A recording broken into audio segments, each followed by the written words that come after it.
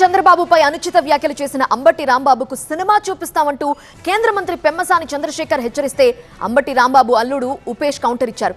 చట్టాన్ని చేతుల్లోకి తీసుకుంటారా, మీకు కుటుంబాలు లేవా అని ప్రశ్నించారు. అంబటి రాంబాబు గారు ఇప్పటి వరకు మీరు చేసిన వరకు సహనంతో ఓపికతో భరించారు. ప్రభుత్వం కూడా ఈ రోజు నుంచి మీకు నిజమైన సినిమా ఏంటో త్వరలో చూస్తారు. మీకు 24 గంటల్లో మీకు ఎలా ఉంటుందో తెలుస్తుంది.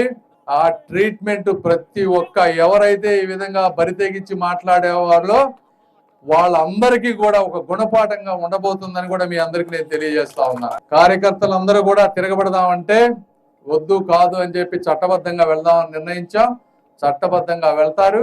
అంబటి రాంబాబు గారికి తెలుస్తుంది ఇంకొకసారి అట్లా చేయకుండా ఉండడానికి.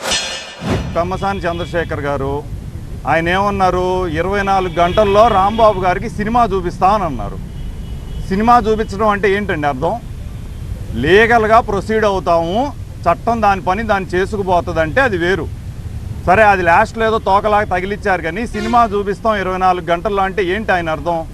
సినిమా చూపిస్తాం అని చెప్పి ఇళ్ళ మీదకి వచ్చి అటాక్ చేసి, ఇళ్ళ మీదకి వచ్చిన వాళ్ళల్లో ఆ గుంటూరు 2 లోకల్ ఎమ్మెల్యే గల్లా మాధవి గారు వాళ్ళ హస్బెండ్, వాళ్ళిద్దరూ మా ఇంటి మీదకి వచ్చి అటాక్ చేసిన వీడియోస్ ఎవిడెన్సెస్ మా దగ్గర ఉన్నాయి.